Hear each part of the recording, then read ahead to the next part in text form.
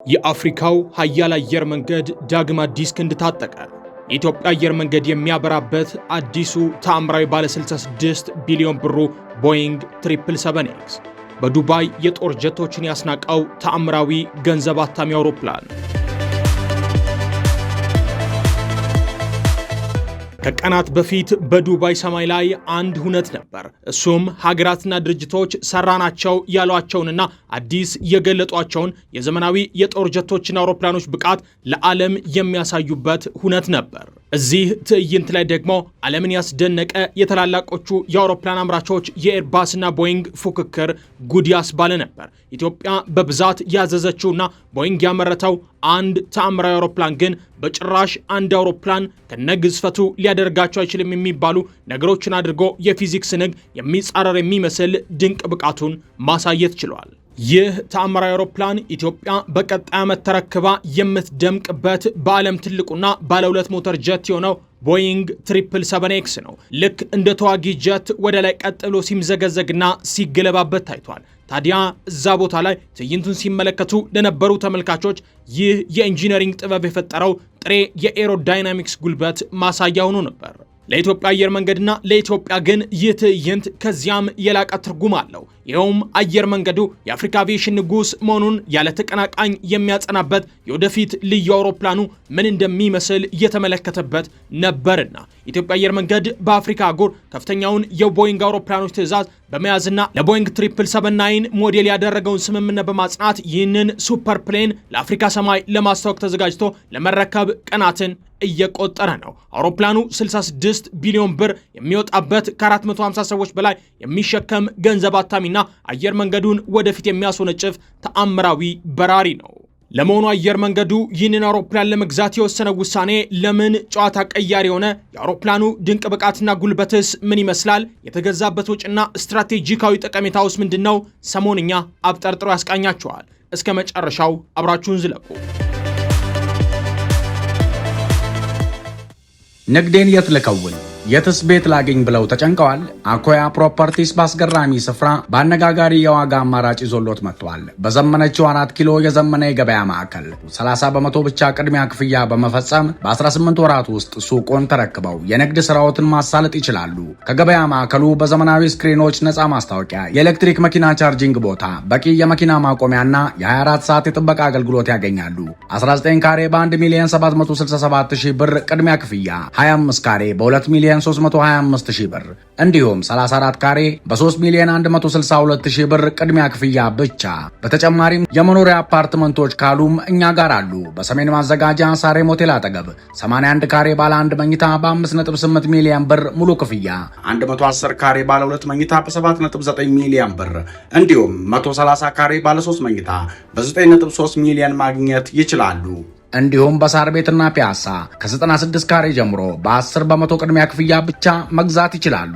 ለቢሮና ለሳይት ጉብኝት በስልክ ቁጥር 0908018653 ወይም 0950366697 ይደውሉልን። አኮያ ፕሮፐርቲስ። ኢትዮጵያና የሰማዩ ንጉስ የተጣመሩበት ታሪካዊው ምዕራፍ። የኢትዮጵያ አየር መንገድና የቦይንግ ግንኙነት ወደ 8 10 ዓመታት እየተጠጋ ነው። ይህ የረጅም ጊዜ ጥምረት ታዲያ አየር መንገዱን ከትንሽ ቀጠናዊ ተጫዋችነት ወደ ዓለም አቀፍ የአቪዬሽን አያልነት ቀይሮታል ቢባል ፈጽሞ ማጋነን አይሆንም። አዲሱ የቦይንግ 777 አውሮፕላን የግዢ ትዕዛዝ ውሳኔም የዚህ ውድገት ተፈጥሯዊ ውጤት ነው። የኢትዮጵያ አየር መንገድ በአፍሪካ የ777ኤክስ የመጀመሪያ ደንበኛ በመሆን ራሱን የዘመናዊነት አካል ያደረገ ሲሆን በተለምዶ ከሚጠቀምባቸው እጅግ ቅንጡ አውሮፕላኖቹ በተለየ አስተማማኝ ጉልበት ያለውና የኤሮዳይናሚክስ የመጨረሻውን ውጤት ለመጠቀም ቁርጠኛ መሆኑ ከዓለም አየር መንገዶች ሁሉ እንዲቀድምም አድርጎታል። አዲሱ ቦይንግ 777 የተሻሻለ አውሮፕላን ብቻ አይደለም፣ በመያዝ አቅምና በግዝፈት ስመጥሩ የሆነውን ቦይንግ 747 በትክክል የሚተካ እንጂ። የኢትዮጵያ አየር መንገድ ይህንን አውሮፕላን በመግዛቱ አዲስ አበባን ከቻይና፣ አውሮፓና አሜሪካ ዋና ዋና ማዕከላት ጋር የሚያገናኙ ከፍተኛ የትራፊክ ፍሰት ያለባቸው መስመሮች ለመቆጣጠር ያለውን አቅምም እንዲጨምር የሚያደርገው ሲሆን የአውሮፕላኑ ግዝፈት ደግሞ አየር መንገዱ በራዎችን በማዋሃድ ብዙ መንገደኞችን በትንሽ ድግግሞች ለማጓጓዝ ያስችለዋል። ይህም እንደ ለንደን ሄትሮ ወይም ቤጂንግ ካፒታል ላሉ የማረፊያ ቦታና ጊዜ ወይም ፕሎት በተጣበበባቸው ኤርፖርቶች ወሳኝ ስትራቴጂ ሆኖ ያገለግላል። በተጨማሪም ይህ ትዕዛዝ የቁርጠኝነት መገለጫ ነውም እየተባለ ሲሆን አቪዬሽን በተበታተነበት አህጉር የኢትዮጵያ አየር መንገድ እንደ ኤምሬትስና ኳታር ኤርዌይስ ካሉ ግዙፍ የዓለም አየር መንገዶች ጋር በአንድ ሊግ እንደሚጫወት ያረጋገጠ ሆኗል። በዱባይ ኤርሾ የታየው የአውሮፕላኑ ብቃት የኢትዮጵያ አየር መንገድ አመራሮች ስምምነቱን ከተፈራረሙ ጀምሮ ተስፋ የጣሉበትን አስተማማኝነት የአውሮፕላን ብቃት አውሮፕላኑ በተግባር በዓይናቸው ተመልክተው ያረጋገጡበት ነበር። ተወዳዳሪ አልባው ባለጉልበት የቦይንግ ኢንጂነሪንግ ልዕቀት ድንቅ ማሳያ። በቪዲዮ ላይ ከታየው የበረራ ትርኢት ውስጥ በጣም አስደናቂው ገጽታ አውሮፕላኑ ከምድር እንደተነሳ ወዲያውኑ ወደ ላይ ቀጥ ብሎ የመውጣት ወይም ስቴፕ ክላይምብ ችሎታው ነው። ይህ አቅም ሙሉ በሙሉ ሊባል በሚችል ደረጃ በክንፎቹ ስር በተንጠለጠሉት ሞተሮች ምክንያትም የተገኘ ነው። እነሱም ጀነራል ኤሌክትሪክ GE9X ሞተሮች ይባላሉ። የኢትዮጵያ አየር መንገድ በቅርቡ የሚታጠቅ አውሮፕላን እጅግ አደገኛና አስደናቂ ጉልበት እንዳለው ለመረዳት ቁጥሮችን መመልከትም ያስፈልገናል። አስደናቂው GE9X የአውሮፕላኑ ሞተር እስካሁን ከተሰሩት የንግድ ጀት ሞተሮች ሁሉ ትልቁና ኃይለኛው ነው። በሙከራ ወቅት 134300 ፓውንድ ፎርስ ወይም LBS ጉልበት በማመንጨት የዓለም ክብረ ወሰን አስመዝግቧል። ይህ ደግሞ ለዕለታዊ በረራ ከተፈቀደው 110000 LBF በላይ ነው። ለንጽጽር ያህል የሞተሩ የፊት ለፊት ቬንቲሌተር ወይም ፋን ዲያሜትር ብቻ ከ134 ኢንች ከቦይንግ 737 አውሮፕላን የሰውነት ስፋት ይበልጣል። ታዲያ ይህ ግዙፍ ጉልበት ለታይታ ብቻ ይሆን አይደለም። የኢትዮጵያ አየር መንገድ ወሳኝ የሆነ ኦፕሬሽናል ጥቅም አለው። ቦሌ ዓለም አቀፍ ኤርፖርት ከባህር ጠለል በላይ በ7600 ጫማ ወይም 2300 ሜትር ከፍታ ላይ ይገኛል። በእንደዚህ አይነት ከፍታና ሞቃታማ ወይም ሆት ኤንድ ሃይ ቦታዎች አየር ስስ ስለሆነ የአውሮፕላኖችን የመንሳፈፍ አቅምና የሞተር ጉልበት ይቀንሳል። የGE9X ሞተር ጥሬ ጉልበት ግን 7779 የተሰኘው አውሮፕላን ሙሉ በሙሉ መንገደኞችንና ካርጎን ጭኖ ነዳጅ መቀነስ ሳያስፈልገው ከአዲስ አበባ መነሳት እንዲችል ያረጋግጣል። ይህ ደግሞ ብዙ አውሮፕላኖች የሚቸገሩበት ጉዳይ ነው። በቅርቡ እንደውም ጠቅላዩ በዚህ የአዲስ አበባ ኤርፖርት የከፍታ ተጽዕኖ ምክንያት አዲስ ኤርፖርት በቢሾፍቱ ሊሰራ እንደሆነ ተናግረው ነበር።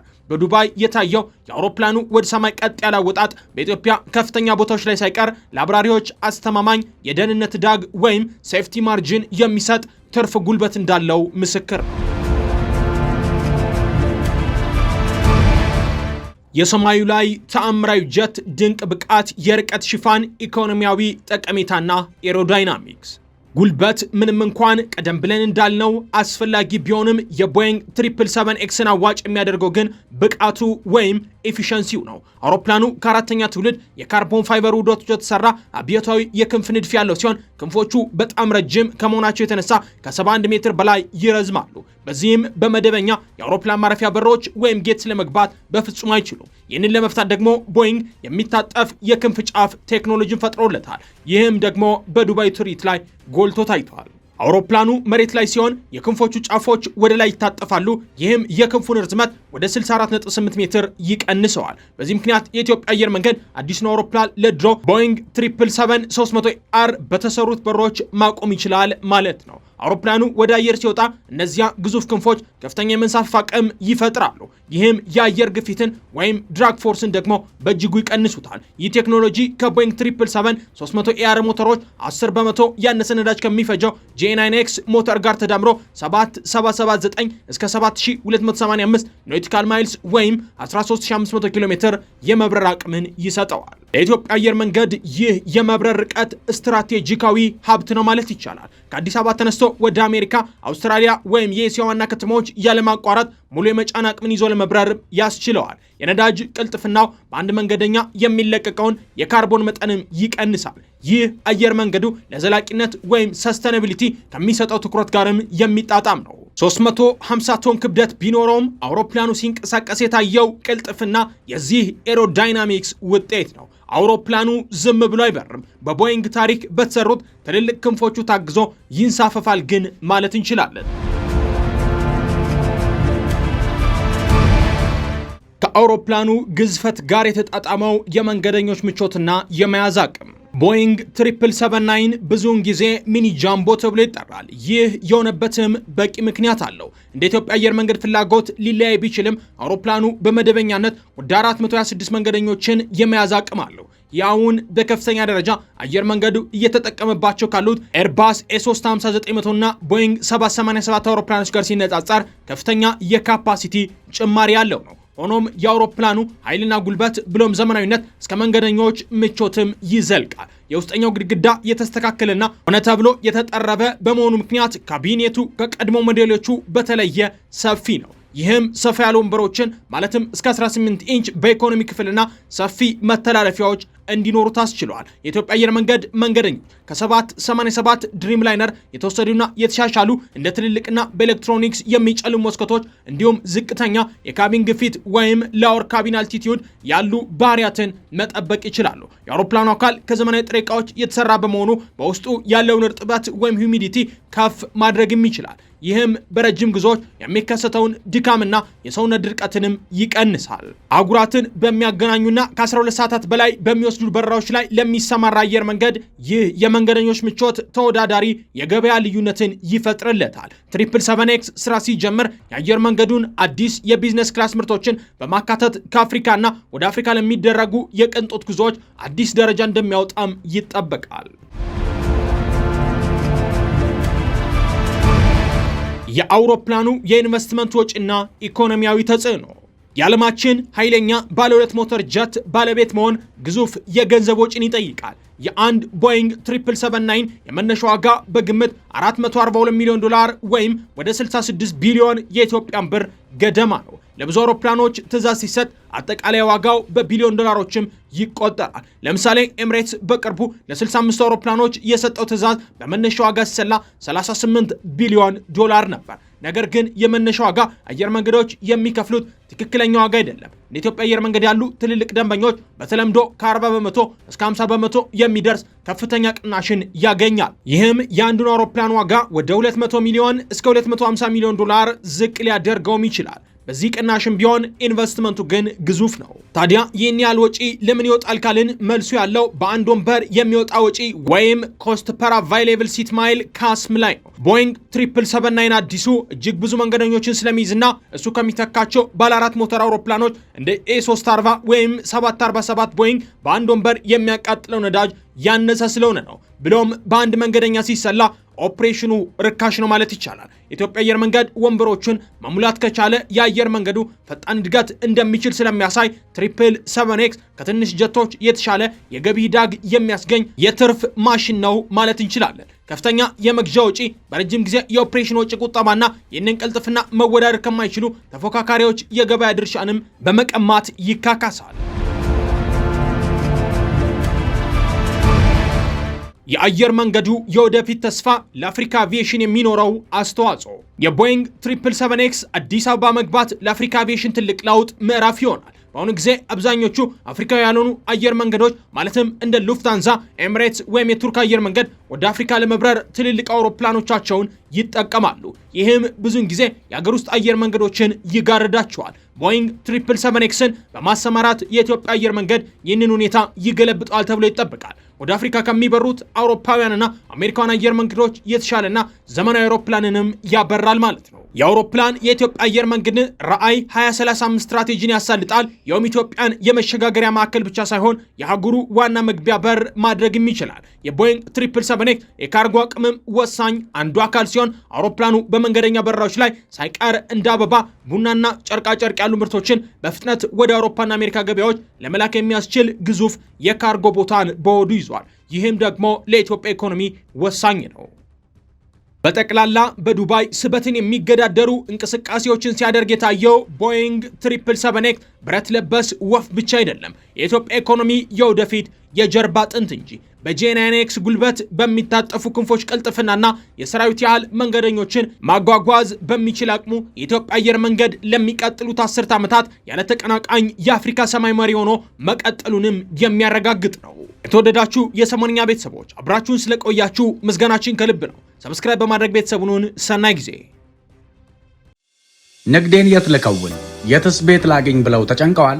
አኮያ ፕሮፐርቲስ በአስገራሚ ስፍራ በአነጋጋሪ የዋጋ አማራጭ ይዞሎት መጥቷል። በዘመነችው 4 ኪሎ የዘመነ የገበያ ማዕከል 30 በመቶ ብቻ ቅድሚያ ክፍያ በመፈጸም በ18 ወራት ውስጥ ሱቆን ተረክበው የንግድ ስራዎትን ማሳለጥ ይችላሉ። ከገበያ ማዕከሉ በዘመናዊ ስክሪኖች፣ ነፃ ማስታወቂያ፣ የኤሌክትሪክ መኪና ቻርጂንግ ቦታ፣ በቂ የመኪና ማቆሚያና የ24 ሰዓት የጥበቃ አገልግሎት ያገኛሉ። 19 ካሬ በ1,767,000 ብር ቅድሚያ ክፍያ፣ 25 ካሬ በ2,325,000 ብር እንዲሁም 34 ካሬ በ3,162,000 ብር ቅድሚያ ክፍያ ብቻ። በተጨማሪም የመኖሪያ አፓርትመንቶች ካሉም እኛ ጋር አሉ። በሰሜን ማዘጋጃ ሳሬም ሆቴል አጠገብ 81 ካሬ ባለ 1 መኝታ በ5.8 ሚሊዮን ብር ሙሉ ክፍያ፣ 110 ካሬ ባለ 2 መኝታ በ7.9 ሚሊዮን ብር እንዲሁም 130 ካሬ ባለ 3 መኝታ በ9.3 ሚሊዮን ማግኘት ይችላሉ። እንዲሁም በሳር ቤትና ፒያሳ ከ96 ካሬ ጀምሮ በ10 በመቶ ቅድሚያ ክፍያ ብቻ መግዛት ይችላሉ። ለቢሮና ለሳይት ጉብኝት በስልክ ቁጥር 0908018653 ወይም 0950366697 ይደውሉልን። አኮያ ፕሮፐርቲስ